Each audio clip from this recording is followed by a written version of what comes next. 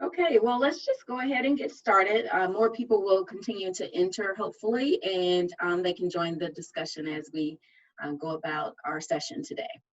Good afternoon, and welcome to the Titan Talks webinar series for Illinois Wesleyan University, presented by the Office of Alumni Engagement. I'm Rosetta Clay, Assistant Vice President of Engagement. Today's session, Titan Community Conversations, Dialogue and Discussion, is a follow-up to the presentation given yesterday by Dr. Derek Tillman Kelly, who provided an excellent historical timeline on how we got here, racism and higher education. As the session ended, I asked everyone to reflect on what they heard in the presentation and be a part of this conversation today with the intent for us to discuss ideas of how we can work together towards solutions. And so with that in mind, I will always begin with the rules of engagement. First, we have muted the audio and video for all guests. Please be sure to stay muted in order for us to minimize distractions. If you would like to speak, be sure to raise your hand using the icon at the bottom of the screen, and we will unmute you for your comment. We also ask for everyone to keep their comments to 2 minutes or less. We want to hear from everyone. If you have a comment or feedback and you don't want to speak, you may use the chat function, excuse me, as we will be monitoring that as well. And now I'd like to introduce our panelists for today. Dr. Derek Tillman Kelly is back with us today. Thank you again for sharing your time. He is, as we introduced yesterday, Director of the UIA Fellows Program and Network Engagement for the University Innovation Alliance, and also a 2009 graduate of Illinois Wesleyan. Dr. Brandon Common is Assistant Vice President of Student Affairs. Hannah Musani, Director of the Office of Diversity and Inclusion. Scott Sebring, Director of the Office of Financial Aid, and Reverend Elise Nelson Winger, Associate Dean of Students and the Chaplain for Illinois Wesleyan. Thank you all so much for participating today. So I'd like to start with Derek and ask you to share, as I did the attendees from yesterday, any thoughts you have as a follow-up to your presentation. And then I'll ask each of our participants in the order that I introduced you, which is Alpha, by the way, to share their thoughts and reactions from yesterday. After everyone has shared, we'll start with a few questions that we didn't get to yesterday, and then we'll start with today's conversation. So again, let's start with Derek. Thanks so much, Rosetta. I'm glad to be in the room again, you know what I mean, in the virtual space together. And really, I think the thing that I would raise for the group and for this conversation is that we are fortunate, and I think the way that you ended our conversation yesterday was great. Fortunate to be able to know and to look back on the history of our institution and of our country. But we are not bound by that history and how we move forward. And so I think this conversation represents an opportunity for us to really imagine where we're going rather than just where we've been. And so I'm excited to be in dialogue with you all. And so I will pause there because I'm really excited to hear what you all have to say.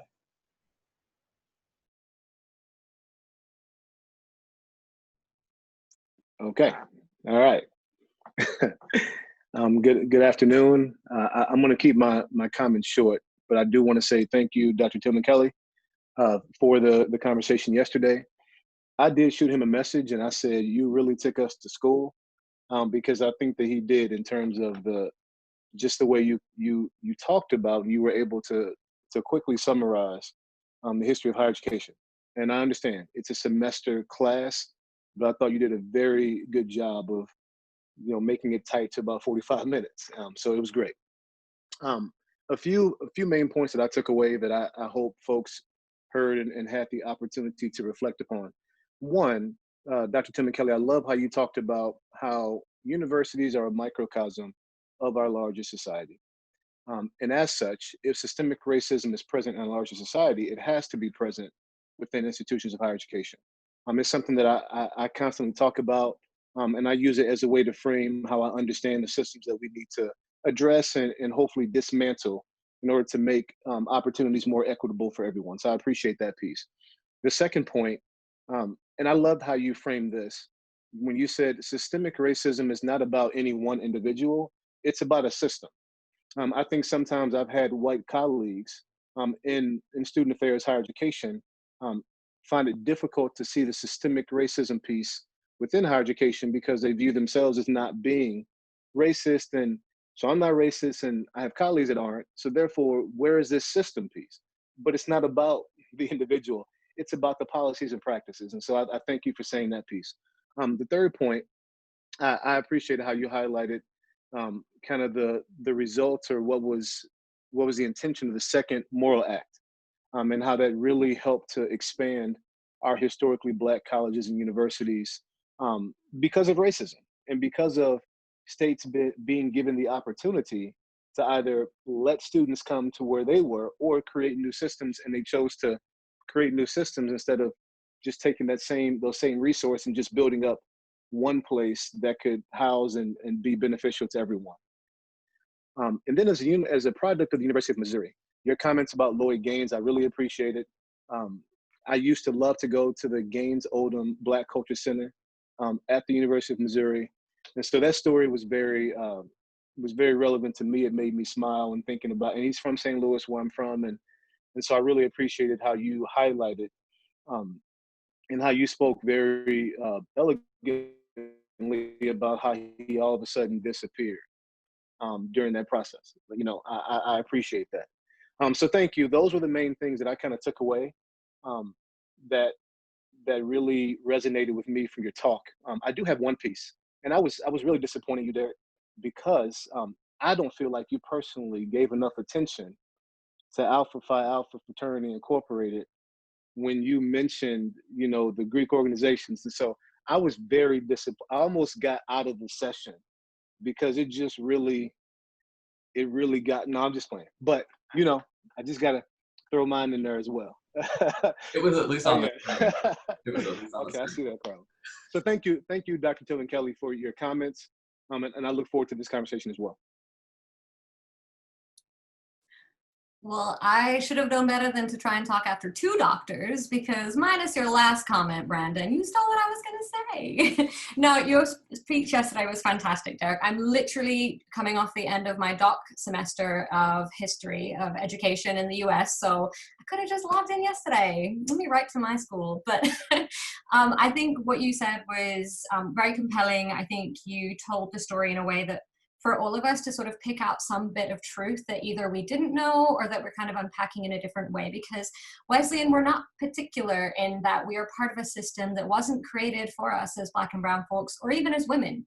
So we are a microcosm of the greater society, as you did say, and I love that you noted that this is American history. This is also global history, but because we're here in our virtual American space, this is American history. This is key to the educational experiences of all of our ancestors, regardless of who they were, how they identified. This is something that transcends individual experiences, which I think are often overlooked or silenced, or sometimes it's like, are you sure?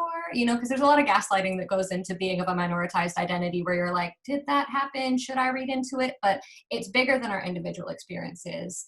I was reflecting earlier with Elise, and the very fact that offices like mine of diversity and inclusion exist shows that we know there's work to do, shows that we are aware of the history that exists, that there is a lot to be done to make our schools truly welcoming. And I very much appreciated your comment on multicultural centers as an escape from white norming. For anyone on this call, however you identify, knowing that you're the only in a space is heavy, it's exhausting, it's tiring. So whether you're the only dude in a room full of women or whether you're the only white, whatever it is, you're aware of that. So having centers where you can kind of just be and reflect and pause and restore so that you can go on and learn was fantastic. And I think that's something that is valued nationwide, I would hope, and is something that we continue to work on. So I appreciate you bringing that up. Thank you. Yeah, hi, Scott Sebring. And first of all, I knew Derek was going to be doing great things as he was a student worker for us. And this does not surprise me that he is doing the things he's doing. And so, again, yesterday was great. It was very eye-opening. I think that, again, as Brandon mentioned, condensing all, whole class into that, I thought when you first started with that line, I think, okay, this could get really jumbled. And it really wasn't. And I kind of take away, again, that systemic racism that you have there, like Brandon said, everybody's like, well, we're different, we'll make this different. But again, it's there. And so I guess just having to deal with that as a higher education, the reality. I think also just from your time frame, seeing how many schools, that difference between when they accepted their first African American, or again, I guess the one contrast to that was Oberlin, how they quickly were kind of an all-in school. I would love to see kind of what happened during that process. But anyway, thank you for all you've done with that, and I think it was a great job. Thanks again, Derek. It was such a good opportunity to take a step back and get the big picture of the history of higher ed, especially regarding racism in academia, because it reminded me how in this country, especially, historical and spiritual amnesia is endemic. And the stories we tell matter, and the history that we tell and understand matters. And you said the right thing at the very beginning of today's conversation too. We don't want to be bound by our past, but we need to have a correct understanding of it. Because otherwise we work with destructive myths that perpetuate injustice. And so I was thinking about my own role as a chaplain and our role as a community. And one of the ways in which all colleges and universities form and sustain identity is by going back to its founding stories, its organizational saga, the group of people who had that mission that founded the university. We do that at Illinois Wesleyan every year, so especially at Founders Day, when we recall the abolitionist preachers and the farmers and the small businessmen who had this vision. And I'm just thinking about the work that we have to do. If we're going to recall our history, what's our responsibility? And how do we tell the truth about that history? If we're going to dismantle the systems of injustice that are embedded in it. So can we do it in a transformative way? Or are we perpetuating systemic injustice by selectively celebrating the pieces of our histories that make us feel good? I'm very interested in your thoughts about that. The stories we tell matter.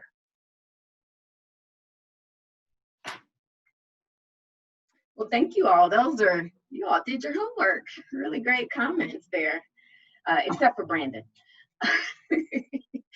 But Derek, do you want to answer Elisa's question, her last question on that, and then we'll go to the questions that we had from yesterday? Yeah, it's one that I think a lot about. I think about it when you walk into a place like Bricker Hall at Ohio State. It's the senior administrative building, and if you're not careful, you will find a space in the building where you see all of the former presidents. And until Michael Drake retires at the end of this month, it will be all white. We are fortunate that there was a woman in the past, right? Even saying it the way I just said it calls us to be very intentional. And while I think it is important to honor the legacy and the history of the institution, we might also ask ourselves, who were the people who were contributing to the institution that we can honor that we had not historically, right? So when Georgetown finally acknowledged the history of slavery and the fact that it was saved in part by selling enslaved individuals, they also then asked the question of what is our responsibility to them. Part of that was a scholarship for the legacy and the lineage of their families. But the other part was, how do we represent those names, because we knew them, in the space of Georgetown? And in some ways, Georgetown is probably more like Illinois Wesleyan than, say, an Ohio State, because of the confounds of its own religious and private nature. But at the same time, I think all of those things call us to the exact same place. When we tell the founding story, who do we get to include, and why do we choose to include them? Right? Because it's fine to know that there were 30-some folks who founded Wesleyan, and that the Methodist Church was involved, and that's how we added the Wesleyan between Illinois and university. But we also recognize that Bloomington Normal in itself wasn't just those individuals. And in fact, it was something about the space and the time that even made this opportunity possible. And so there are other folks we can lift up and honor in ways that don't deny the fact that we weren't inclusive at the very beginning, but at the same time allows us to say, we recognize that was true for us at our founding, but that doesn't mean we cannot shift what we've cared about, who we've cared about, and how we've made space for them today.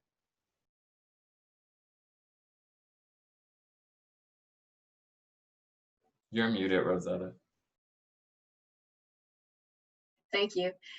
Thank you for sharing that information with us as well. And I think those are all really valid points.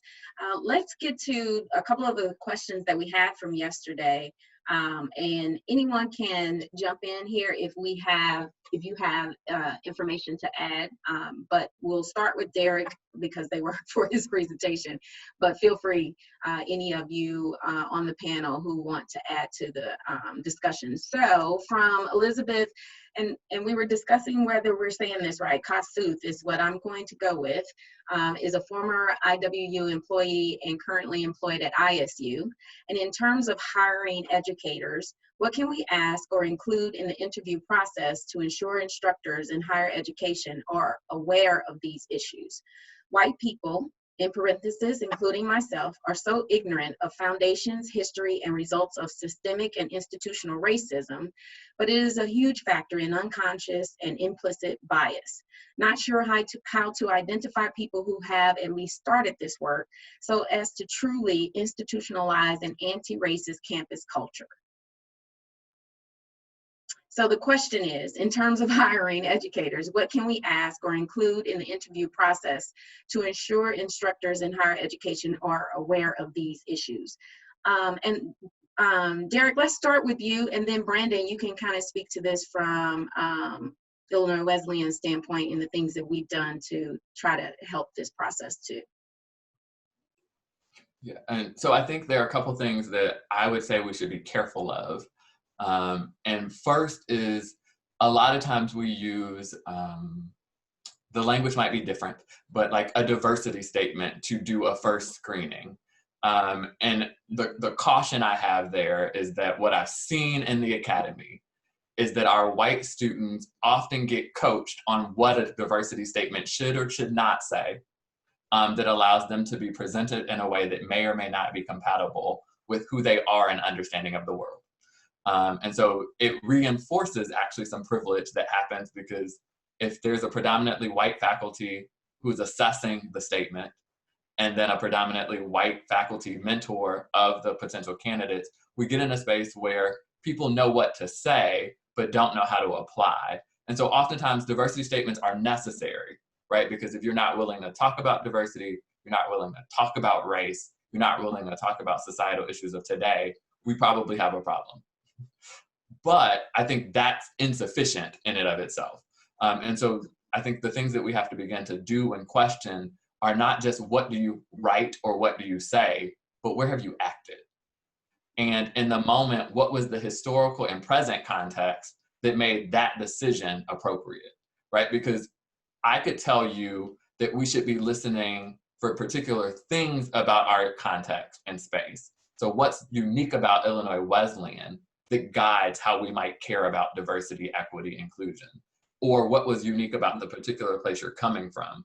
Because just because you can talk the language of diversity or equity doesn't mean you've understood the context that makes a difference, right? And so I think about it, for example, I live in Ohio, but I work a whole lot with the state of Arizona because Arizona State's in the alliance. The diversity issues true for Arizona are not the same as those that are true for Ohio. And so if someone from Arizona told me the exact same thing someone from Ohio said, I would actually be a bit concerned, because it sounds like you all had a conversation versus actually working in your own individual context. Brandon?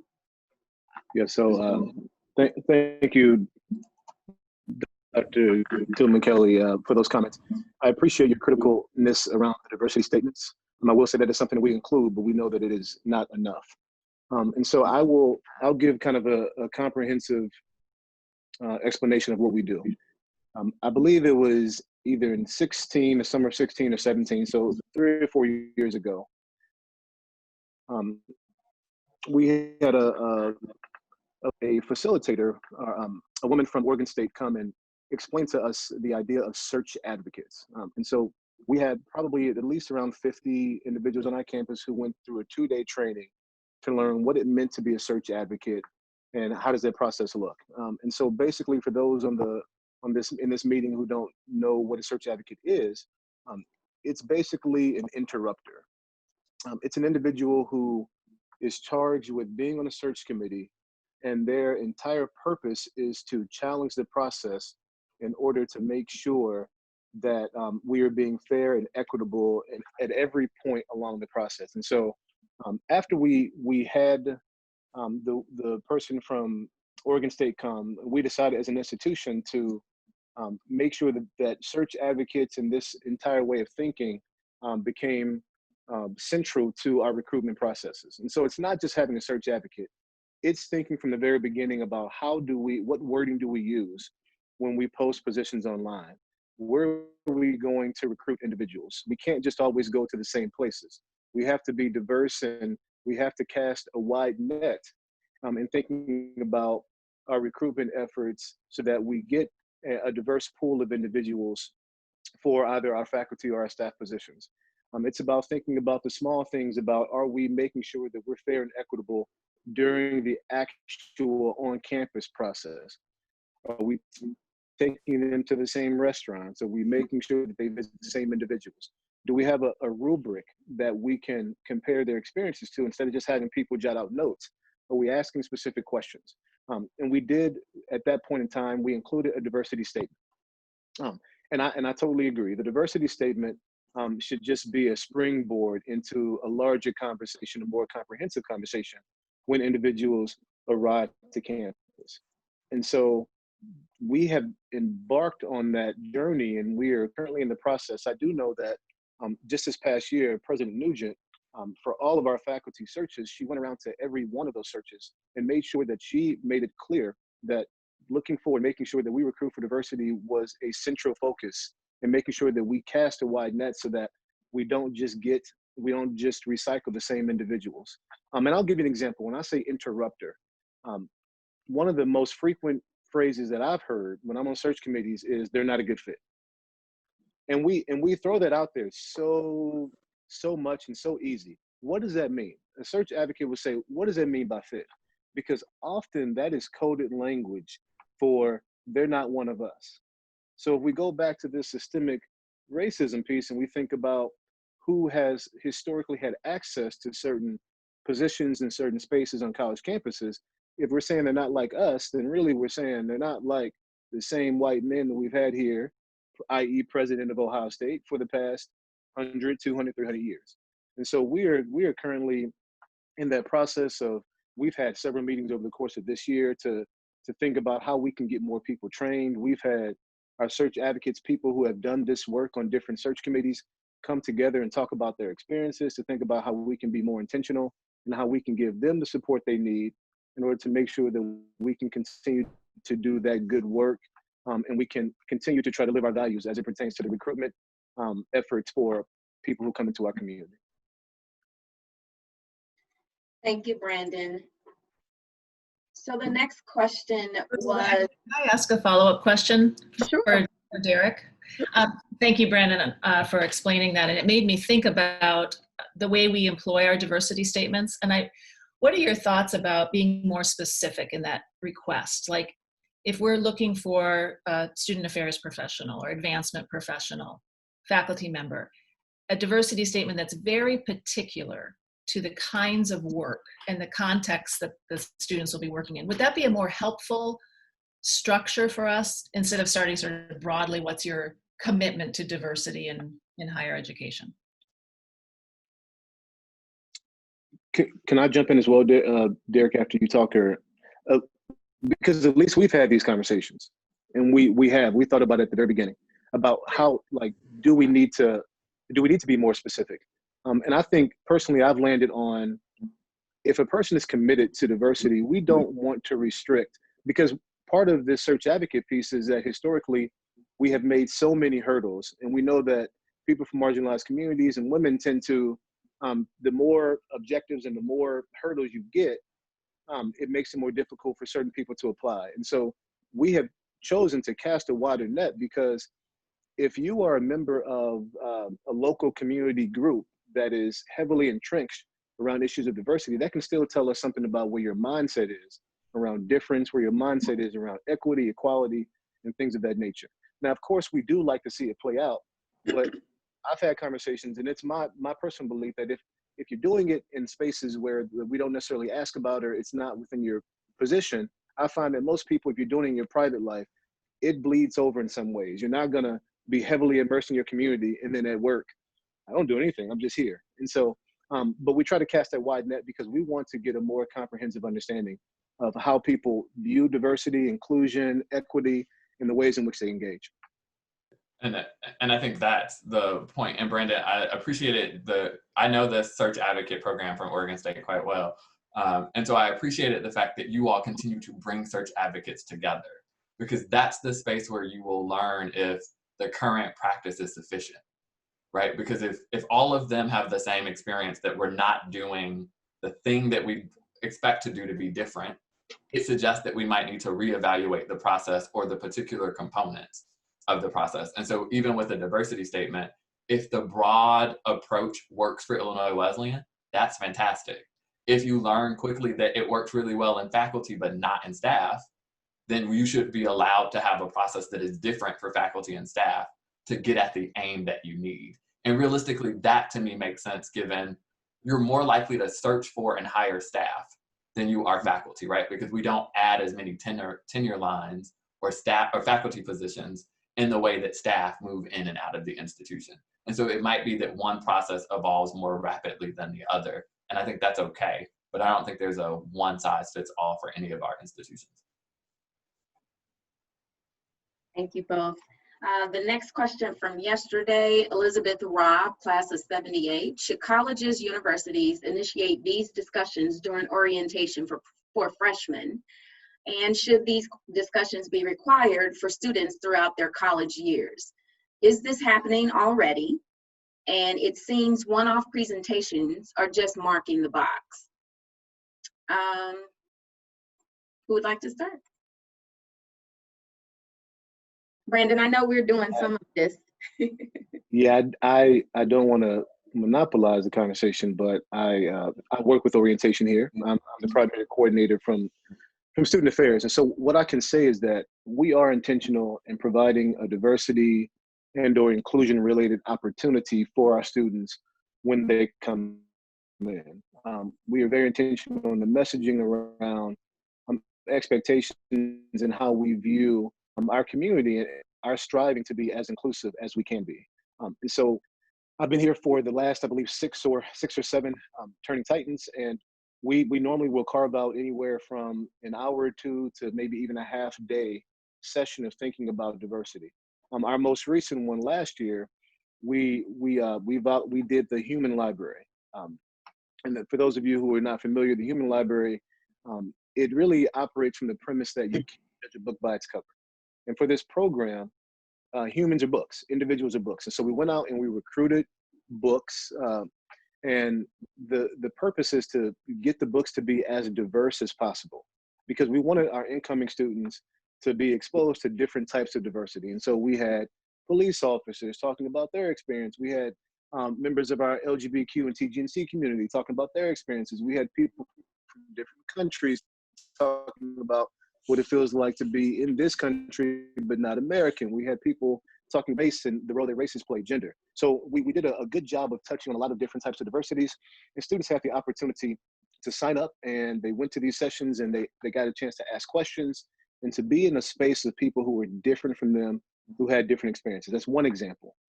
I can also say that last year, this past fall, was the first year that we implemented our mandatory diversity and inclusion training.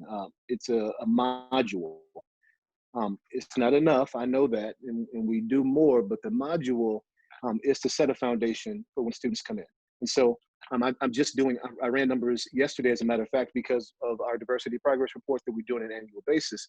And I can say that for our student population this past year, we had 89% of our student population completed the module.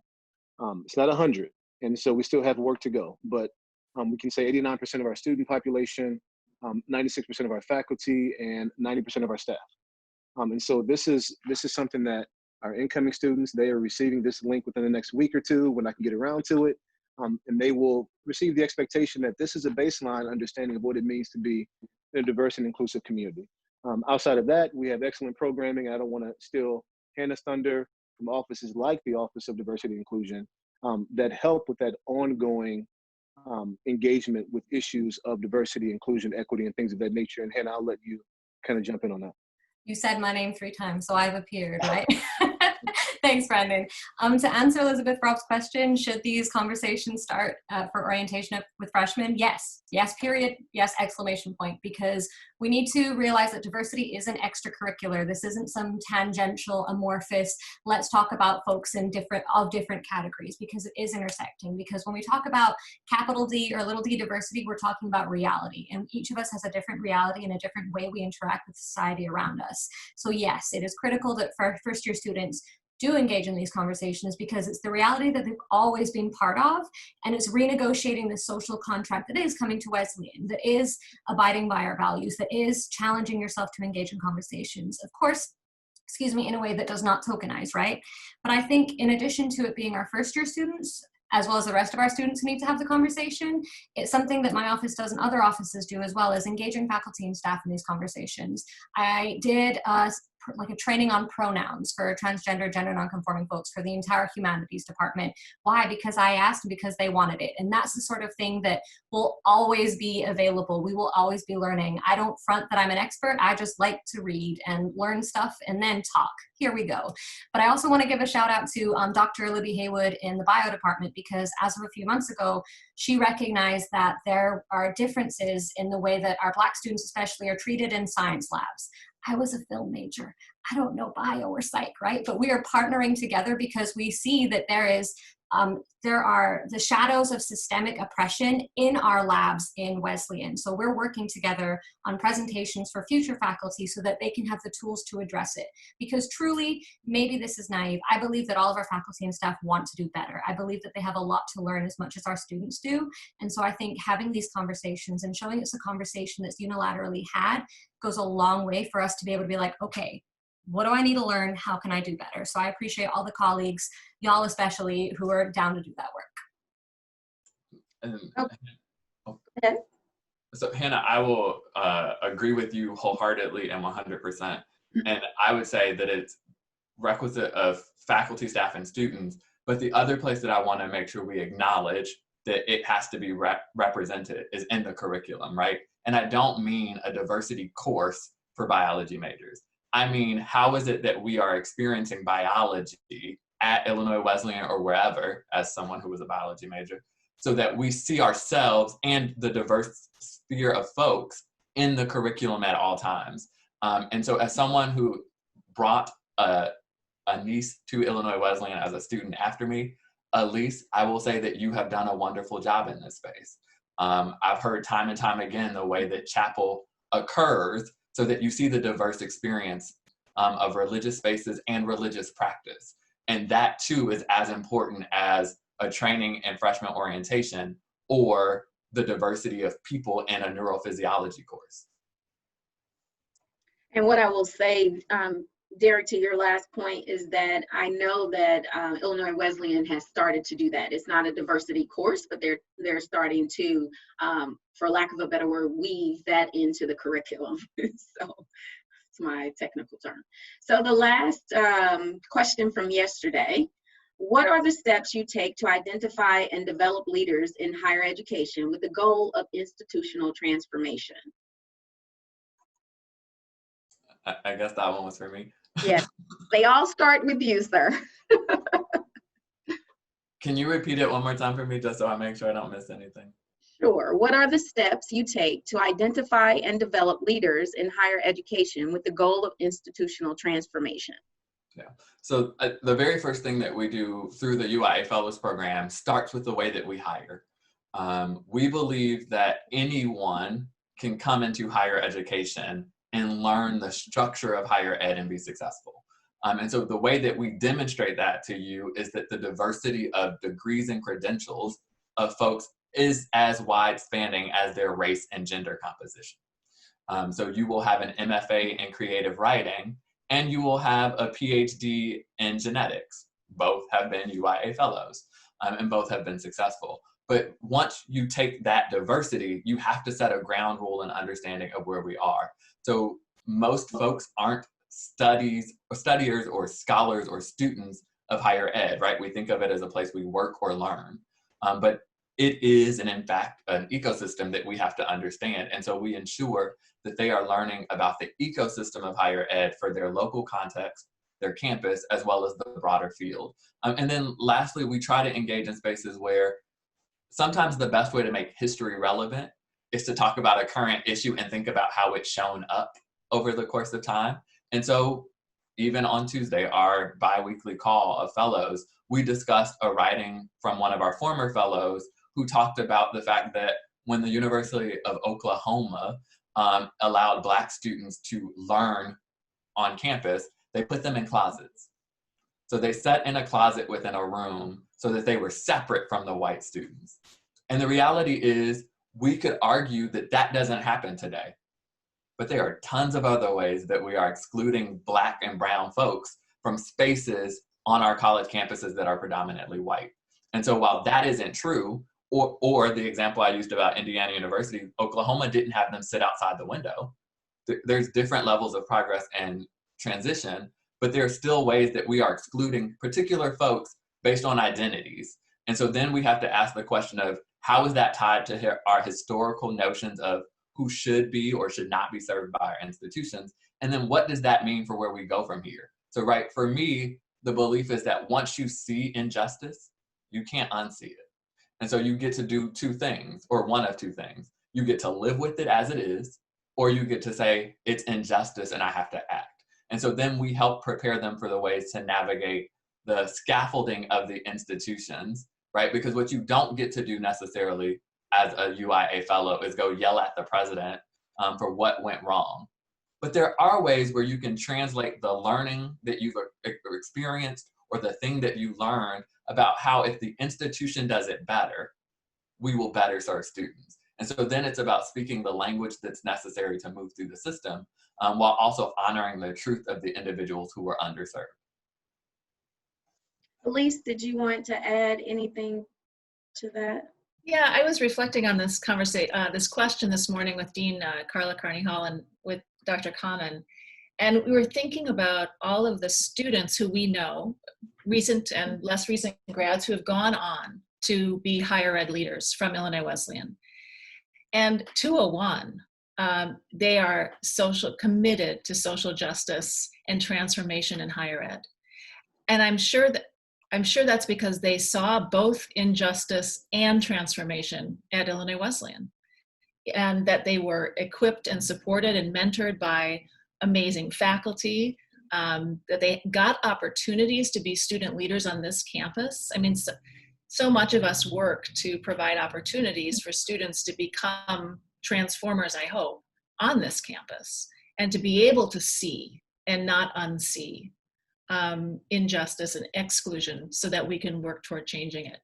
But I mean, these students are working now in racial justice and Title IX and international student support. And I think that's really exciting that we have those leaders coming out of Illinois Wesleyan. And I want to keep seeing more. And I want them to be honest about what's driven them into that work, because of both the things that inspired them here, but also the things that were lacking that disappointed them as in our society. Okay, thank you for that. Okay, starting with today's questions, Lucinda Armis she didn't indicate a class year, but her question is, can organizations successfully conduct a self-assessment regarding diversity and inclusion? Have you seen a successful internal initiative to reform and advance? Anyone? I think I will share. My knee-jerk reaction was probably nah. And I say that because you don't know what you don't know. you don't know who's not at the table. If everyone else has always been at that table, that becomes your normal. So I think it does take an ability to step out of one's own lived experience, both as an individual and as an institution, in order to cast a light on those shadows that we've not been looking at. I'm going to rephrase that no into a yes, but you got to be willing to listen, and you got to be willing to accept that your reality, again, as an individual of whatever identity and as an institution, is not the only reality. That folks will experience the work that you do differently. The same thing with language. We talked about search advocates. My use of a comment like they're not a good fit, or, oh, they don't seem experienced, to someone else that's thinly veiled racism or ageism or sexism, right? So when we're doing an evaluation from top to toe, I think it does take an ability to truly listen, but then beyond listening, act. So I think a lot of times that level of introspection is scary because nobody wants to know they're doing a bad job. Nobody wants to know that they're accidentally or intentionally or unknowingly hurting anyone. So I think it takes a lot of work, and I think it takes a lot of trust for those people who are part of the search process, part of the evaluation process, who are like, hey, we've always done this. That's hurting our people. I think it takes trust in one's employer, trust in one's values, trust in everyone at the table to know that you can say that, and it's not going to be reflected individually as, oh, you're being naive, or oh, you're being sensitive. Like, oh, let's understand this from the group perspective. Let's understand this of how we're creating community. Thank you, Hannah. I would also add success. When I think about that, because there are varying levels, and I think about the work that we do here with our annual diversity progress report. It's an external document. We are reviewing ourselves.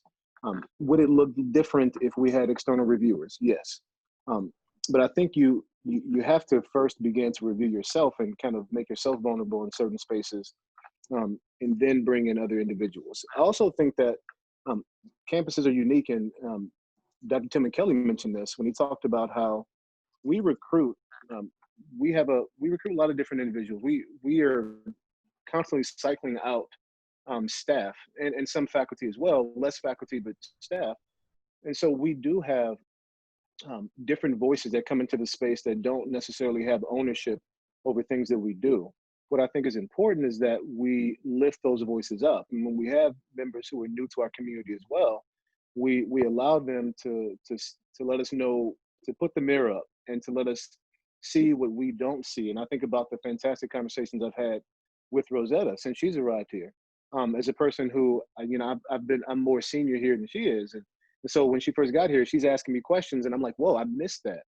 Because you get into that daily, that daily rhythm of what we do, the daily routine. And so I think it's important to have the different voices and to embrace the voices that come into this space. And also think that occasionally it is to have external news and people from outside the community come in and also assess and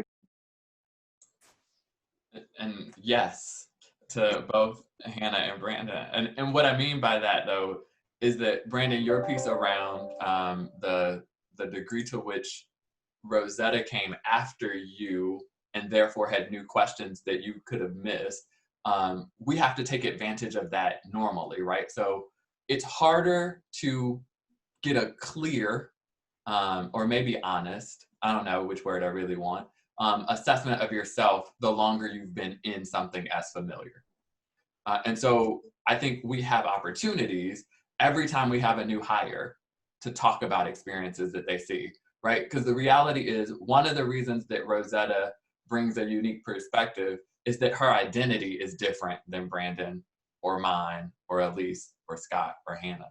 The other, though, is that Rosetta has worked at a very different set of institutions, historically Black, predominantly white, smaller, larger, right? And so she has been able to experience what could be in a variety of different places.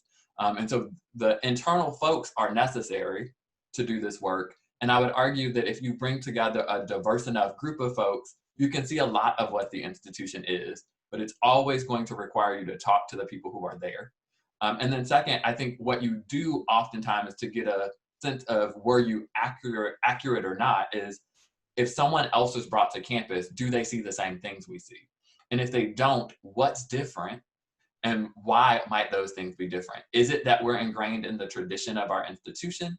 Is it that our positions in life don't allow us to see it?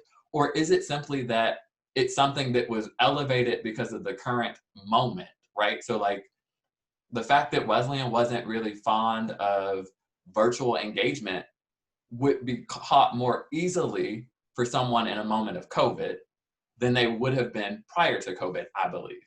And I think the same is true around racial or gender or sex difference in ways that we can figure out, are we missing things, or is it that it was more easily spotted by someone who came later because the current moment asked them to see it? Yeah. That's a really good point, Derek. And one of the things I have always talked about as it relates to diversity is that I don't want diversity to be black and white and about race. Because when I was at the University of Maryland years ago, we would talk about diversity, and I would always say that diversity of thought is, to me, the first thing that we should have. Because when we have like-minded people in the room, the solutions and the challenges and the issues and the concerns that are brought up are very homogenous. And if you have different perspectives in the room, it can create a different way to evaluate, assess, learn, understand whatever the issue is that is being discussed. And I think it can bring about different perspectives of solutions. So for me, it's always, that's where I start first. Let's have diverse thought, and then let's see all of the other areas. And I just, you know, you all heard me earlier say, I don't want us to get caught up in the diversity, equity, and inclusion, because I think that is a barrier to us getting to belonging. And so that's where I oftentimes reflect and want to start from when I have these discussions. So let's move to the next question. By the way, Lucinda, I have to acknowledge she is a parent of a recent graduate, Irene. And so I have to remember that we have others in the Titan community that are a part of this discussion today as well. So I certainly appreciate that. And Lucinda, thank you so much for your question. Patrick says, what are the best strategies to recruit students from underrepresented communities and be able to provide adequate financial need and scholarships? Scott, I think you're up. Yep. You know, again, that's a real big concern, obviously, for us. And we will reach out to a lot of the community-based organizations, Chicago High Side, Chicago Scholars, Bloomington Nova Boys and Girls Club, and really try to go right at the decision makers there. As far as financial aid, you know, that's a challenge, but one of the things that we will try to do is, as we award financial aid, we have a committee that reviews adjustments or basically enhancements to it. And the diversity aspect is a huge factor that goes into it, because we know our first generation underrepresented students need that additional assistance. So, you know, there's obviously limited resources, and that's the challenge of the game. But we definitely, when we're making special adjustments, the underrepresented student is always a top priority as we're making those adjustments. And Scott, yesterday, Derek talked a little bit about merit aid. Did you want to address that as it relates to Illinois Wesleyan and how that can be a little bit different here? Sure. So, you know, the merit-based, need-based aid for, again, I'm sure most of you would have been yesterday when Derek mentioned that. So a lot of our students get merit-based aid, but as it turns out, again, about 80%, as it's evaluated at the end of the year, you know, after they fill out their financial aid forms, 80% of the funds are going toward demonstrated need.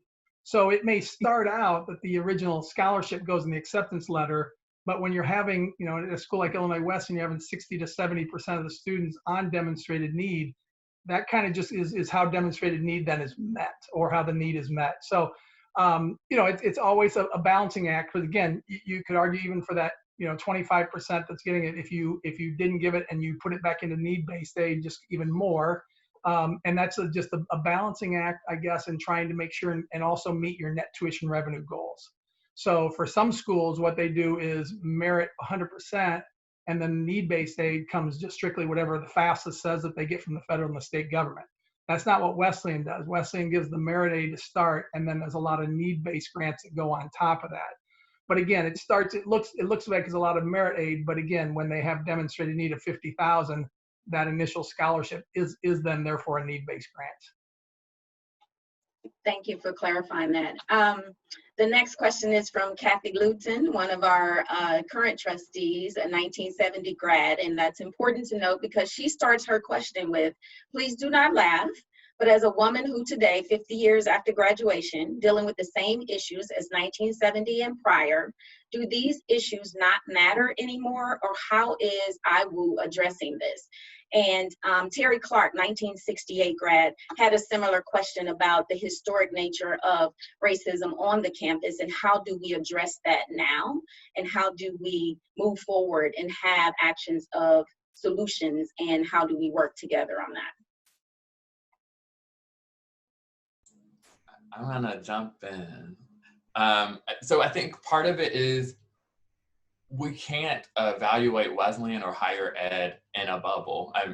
Don't get me wrong, we talk about the Wesleyan bubble all the time. But what I mean is you should expect to experience some of the same problems because society is still wrestling with those problems. I think what you should notice, and I hope we notice, even as someone who graduated 11 years ago now, the language that Wesleyan is or isn't willing to use is different today than it was in 2009. And so in some ways, the ownership of the truth is different. And so that allows us to wrestle with and find solutions in ways that are different. But we can't expect, or at least I don't expect, and maybe I should, I don't know, but we can't expect, or at least I don't, institutions to be miles ahead of society. I do hope higher education institutions, in all of its goodness and all of its trouble, are trying to guide society toward a more equitable outcome, but recognizing that it is storied with and situated in the current reality of today. And so what I think you will see is that the reason that institutions often feel or stay young is because students cycle in and out. And so what was acceptable for a student in 1970, and when I say a student, I don't mean any one student, I mean the majority of the students at that time, is dramatically different than what a graduate of 2020 will accept from this institution. And so we will see students pulling institutions forward because they are in many ways guiding the reform of the society. And so I think that's where we have to be situated. And for me, and I think for Rosetta in our many conversations, that's where I find hope, that we are evolving in our knowledge of each other. And so we're evolving in our expectations of each other to each other, which is where I think we get better as institutions and society, so that we have, I don't know that we'll ever eradicate racism or we'll ever eradicate sexism, but they should not be the predominant beliefs that guide our institutions or societies going forward. And I hope that we can commit to that piece at the very least. Great. Thank you for that. We have about 5-6 minutes left. I want to read Ellie Jones's comment and then ask you all for your closing remarks to talk about, what are our next steps as a community? How do we, the global we, I have been saying this now for 2 weeks, that's all of us, how do we work together to improve, progress, and continue the work? One of the challenges that we face as an institution is things start to happen and we're like, oh man, we were working on that and now it's going to look like we're just pulling it out. And as you just said, Derek, in higher education, we don't move as swiftly as others. And so, sometimes it is painstakingly trying to get things done. But we know the things that we need to get done. We just have to get to it. And that's what I want us to talk about. Like, what are some of the things that we can do? We've already talked about collaborating, but working with students, alumni, faculty, staff to move forward. And Ellie's comment was vulnerability that Dr. Common mentioned is important.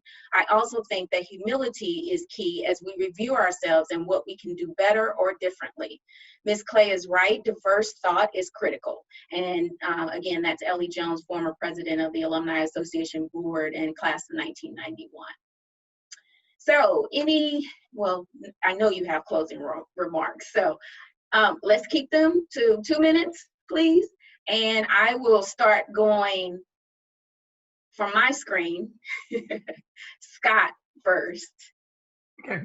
So again, I think the key as I've kind of gone through this is that, again, as a white male, is I can't be complicit. And so speaking out, and again, not that I've ever had an issue that I have white privilege. I know that. I mean, that was never a doubt. There was never a question. But I think speaking out, really, from my standpoint, doing my part, and I think again with our whole staff, making sure the same thing. As far as financial aid, directly, as an institution, again, we know our just trying to, again, helping out as best as we can to make it affordable, because again, we don't want to get ourselves in a position where the underrepresented just can't afford Illinois Wesleyan. So, this past year, we've done a lot more in putting in financial aid budget, and actually it succeeded. So I think that's a positive standpoint of attracting students. But I think, again, the systematic racism is a challenge. I think that all of us just has to, again, especially in my area, just keep my ears open and just be listening and be very sensitive to all that. Hannah? Thank you. Appreciate our allies. It takes all of us. So I think that does take a different level of personal vulnerability for our white folk to speak up in this fight. And so personally, I thank that. And then publicly, I say, keep on doing what you're doing, because we all got to do it, right? I want to give a thanks to Terry Clark for her comments, and then also to our trustee, Kathy Luton. We're not going to laugh, because your pain is valid. And I think that your pain is what kind of needs to be remembered, because that pain is shared by folks who are our students today. A lot needs to change. And as Derek said, we're not about to revolutionize society in the middle of this webinar, right? Like, there's a lot more work that systemically needs to be done. We are just a reflection of all that work that needs to be done. I think as far as changes go, it's acknowledging that the systems create personal hurt that you're feeling, and that I'm sorry that you're feeling and have had to feel for decades, right? But that's why that's why we're all here, is to address that and see what steps we can take to change, because this isn't anything new. As you said, our students sort of drag us forward, right? Drag us into realizing what we can do better. And I think it requires continued openness from us. It requires that continued vulnerability. And I think it definitely takes the ability to notice what larger systems are doing to the individuals that we care about and call our community, and stepping up and being able to make change and advocate whenever possible. Thank you, Hannah. Brandon? This has been a great conversation. I appreciate everyone's comments. A few things so I appreciate the comment about students dragging us. We know historically they have done that.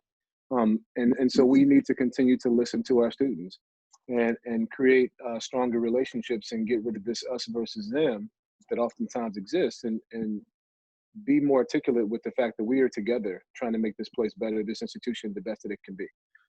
I think about, we need to be more intentional in thinking about change at the individual, the group, and the institutional level. When we think about first order change and second order change, and kind of the more surface level things that we can do, but also the deeper conversations that we need to have. I think we need to be more critical, continue to critically critique our policies and our practices. And it goes back to being vulnerable. We have to get in that headspace to where we can spend time. That headspace is difficult. It's difficult because we do a lot here on campus. That's not an excuse, that's a reason, but we need to continue to try to combat that in order to make sure that we can be more intentional in analyzing our policies and our practices. And another thing that I love to do, but I just don't have time, is to think about the research. There's a lot of really, really good research being done that can help us to be more successful. We just need to find and craft out time in order to bring that theory to the practice that we do, in order to help us to get to the next level. Okay, Derek? So I think there are three things for me. The first is that I think we have to live empathetic lives. So seeking to know the experiences of others, and recognizing that for those who've experienced privilege, the loss of that privilege is at times as difficult and as painful as someone who's living a life of non-privilege or the like. The second, I think, is that we simply have to try. We can't rely on our words. We got to do, and we got to do in ways that might make us mess up, and we have to own those mistakes. But in our trying, I think we have to get to a place where it's not about programming, it's about structure. Programming is helpful, but structure is what matters. And then the last piece for me, it's about grace. I am a believer in God and Christ, and that requires me to extend grace to other folks. I can't ask you to try and then berate you for messing up. I got to be willing to own that if I want you to try with me, we're going to make mistakes, and that's okay. I get to correct the mistake that I see. And so, but it has to be in love and grace. Otherwise, we're not actually working together for the same thing. And so that is where I will stop. Thank you, Derek. Elise? Well, as Derek mentioned so well, higher ed is a microcosm of society. And I want for us to not just react to society. I want us to be leaders in it, faculty, staff, students, and to not forget that education is a moral endeavor. It's not just about giving people the skills so that they can get a good paying job. That is a great plus. We want people to be prepared to live independently and contribute to their communities and do what they love to do. But let's not forget that higher education at its best was always about building whole people who cared about the common good, who wanted to be able to realize the best ideals of human community. And we have to reclaim that again and again and again. So I have great confidence that Illinois Wesleyan has so many of those opportunities to do that, but it takes prioritization and it takes commitment from all of us to be willing to live in that tough, truth-telling, moral space that everyone here has spoken to so well. Again, thank you all so much. And Derek, especially thank you to you for giving us 2 days of your time consecutively. I know you have an actual job, but I do appreciate your commitment to Illinois Wesleyan and my colleagues. You all, every day we are, for lack of a better word, in the trenches trying to get this work done. And I too, at least, believe that we can do this and be more inclusionary. I know you work tirelessly on that. So thank you. And to our attendees, I really appreciate you all listening, and also for those of you who shared. I think these conversations are important and they're critical steps to us getting to the progress that we want to see. I encourage you to join us next Thursday evening. Actually, it will not be a daytime talk, but it will be a webinar next Thursday, June 18th, featuring an alumni or alumni panel, actually, of all women, presenting to us on the invisibility of Black women in higher education and corporate America. We hope you will join us for this very important topic as well. For additional information about upcoming Titan Talks, be sure to visit iwu.edu/alumni. We look forward to hearing and speaking with you soon. Thank you and have a great day. Thank you.